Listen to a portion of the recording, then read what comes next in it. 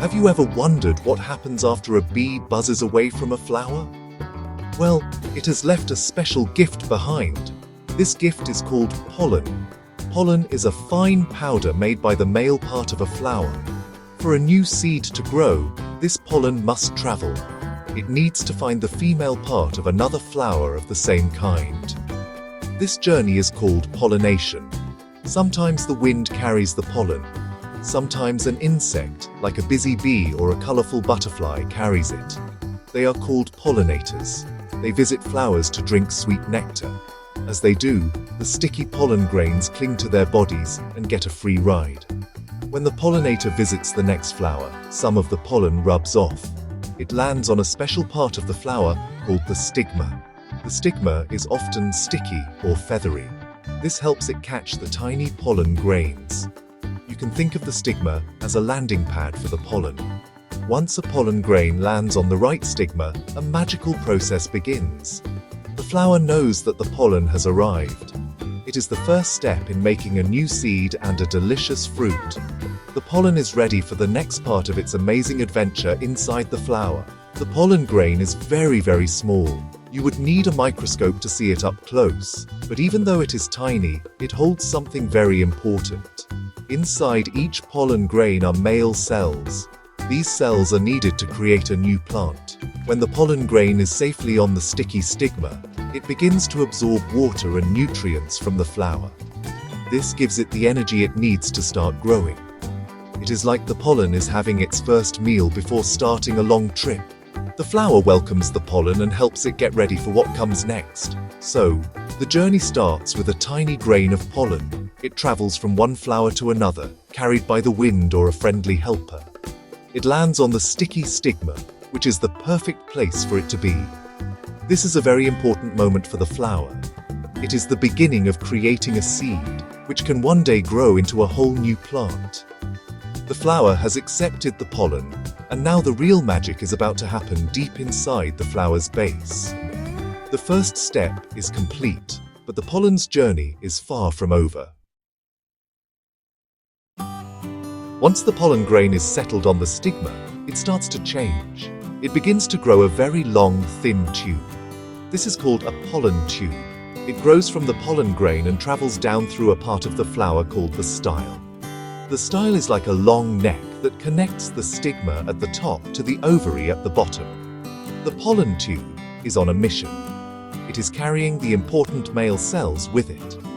Its goal is to reach the ovary, which is hidden deep inside the base of the flower. This journey is like a race to the finish line. The pollen tube grows longer and longer, making a path for itself. It is guided by chemical signals from the flower. The flower is showing the pollen tube the way to go.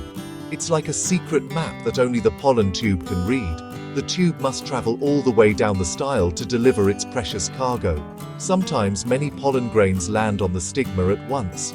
Each one can try to grow a pollen tube. They all race down the style, but only the first ones to reach their destination will be successful.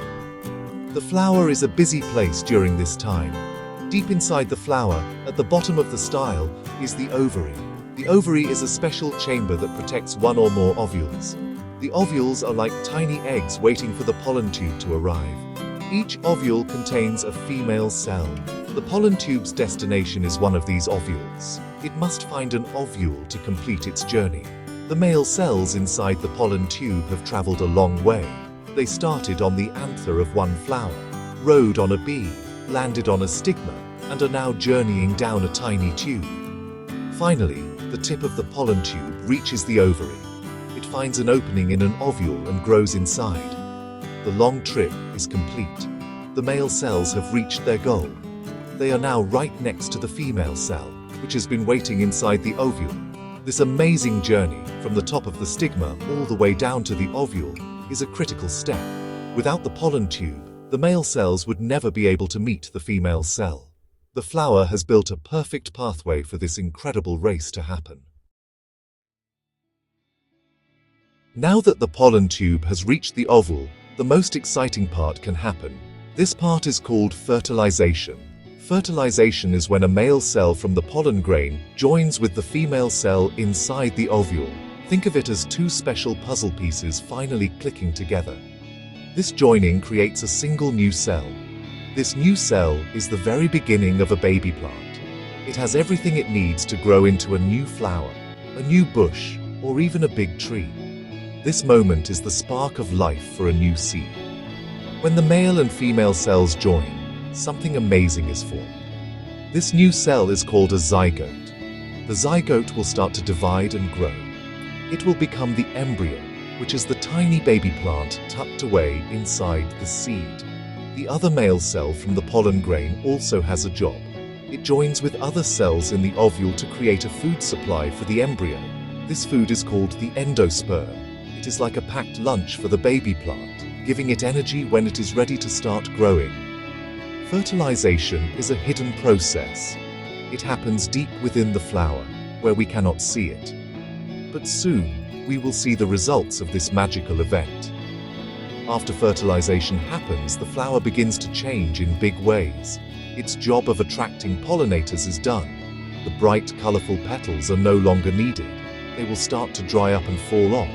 The flower's energy is now focused on a new, very important task: protecting and feeding its newly formed seeds.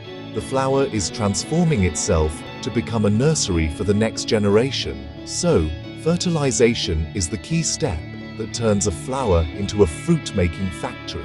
It is the union of the male cell from the pollen and the female cell from the ovule. This single event starts a chain reaction. It triggers the development of the embryo, the creation of a food supply, and the transformation of the entire flower.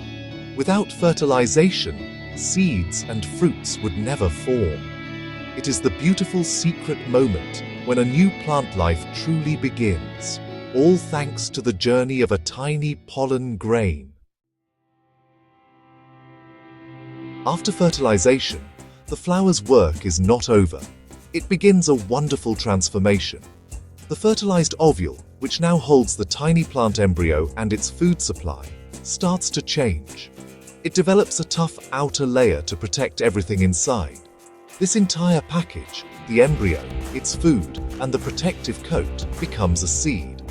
So every single seed started as a tiny ovule inside a flower. If a flower has many ovules like a pea pod does, then many seeds can form after fertilization. Each seed is a promise of a new plant. At the same time, another amazing change happens. The ovary, which is the part of the flower that holds all the ovules, starts to grow. It gets bigger and bigger, swelling up around the developing seeds. The ovary becomes the fruit. The main job of the fruit is to protect the seeds growing inside it. As the ovary grows, it can become soft and juicy, like a peach, or dry and hard, like the shell of a nut. The petals of the flower have already fallen away, because all the flower's energy is going into making the fruit and its seeds.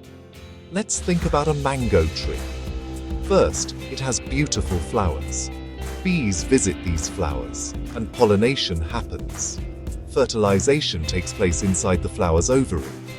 After that, the single ovule inside the mango flower starts to become a seed. The ovary around it begins to swell and change. It slowly grows from a tiny green ball into a large, sweet, juicy mango fruit. If you cut a ripe mango open, what do you find in the middle? You find one large, hard seed. That seed developed from the ovule, and the delicious fruit you eat developed from the ovary. This process happens with all flowering plants that make fruits. An apple flower's ovary becomes the apple, with the seeds in the core. A tomato flower's ovary becomes the tomato, full of many small seeds. The purpose of the fruit is to protect the seeds and help them find a new place to grow. Many fruits are sweet and colorful to attract animals. When an animal eats the fruit, it might carry the seeds far away. So, the fertilized ovule becomes the seed, and the ovary that protected it becomes the fruit. A seed may look small and simple, but it is like a tiny treasure chest. It holds everything needed to start a new plant's life. If you could look inside a seed, you would find three main parts. The first and most important part is the embryo. The embryo is the baby plant. It is complete with tiny folded up parts that will become the plant's first leaves, stem, and root. It is alive but dormant, which means it is resting or sleeping. It is waiting for the right time to wake up and start growing. The second part inside the seed is the food supply. The embryo cannot make its own food yet, so the seed packs a lunch for it. This food storage is often called the endosperm or cotyledons. It is full of nutrients, like starches and oils, that the embryo will use for energy when it begins to grow. For some seeds, like a bean, the food is stored in two large halves called cotyledons. When you split a bean seed, you are splitting its food supply. This food is what gives the little plant a strong start in life. The third part of the seed is the seed coat. This is the hard outer shell that you can see and feel. The seed coat's job is to be a bodyguard for the embryo and its food. It protects the delicate parts inside from drying out, from being eaten by insects, or from getting damaged. Seed coats can be very thin, like on a tomato seed, or very thick and tough, like on a coconut. This protective layer keeps the baby plant safe until it is time to grow. It is like a sturdy box that keeps the treasure inside secure. You can think of a seed as a baby plant in a box with a packed lunch. The baby plant is the embryo.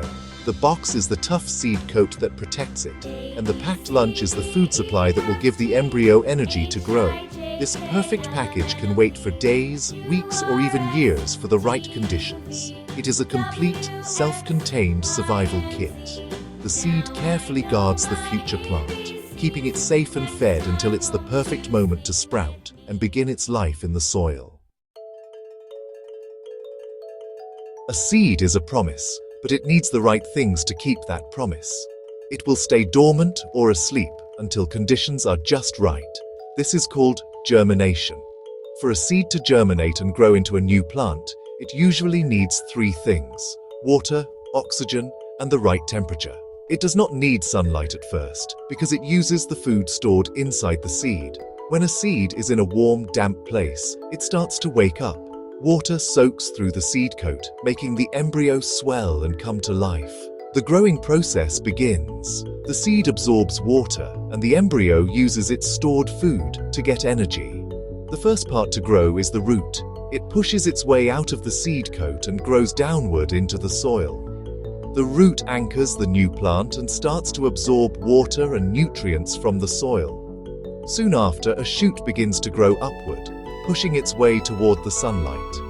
The shoot carries the tiny, folded leaves with it. Once the shoot breaks through the soil and into the light, the leaves can unfold and begin making their own food. Let's quickly recap the amazing journey we've learned about. It all starts with pollination, when pollen lands on the stigma. Then a pollen tube grows down to the ovary. Next is fertilization, where the male and female cells join to create an embryo. This leads to seed formation, as the ovule turns into a seed containing the embryo and its food. At the same time, fruit formation happens, as the ovary swells up to become a fruit that protects the seeds. Finally, the seed can grow into a new plant. Now let's see what you've learned. Here is a quick quiz. First, what is fertilization? It is when the male cell from the pollen joins with the female cell in the ovule. Next, what part of the flower becomes the seed? The ovule becomes the seed. And what part of the flower becomes the fruit? The ovary becomes the fruit. We have followed the entire story from a grain of pollen to a brand new plant. We saw how a flower makes a seed and how a fruit grows to protect it. We learned what is inside a seed and how it wakes up to grow.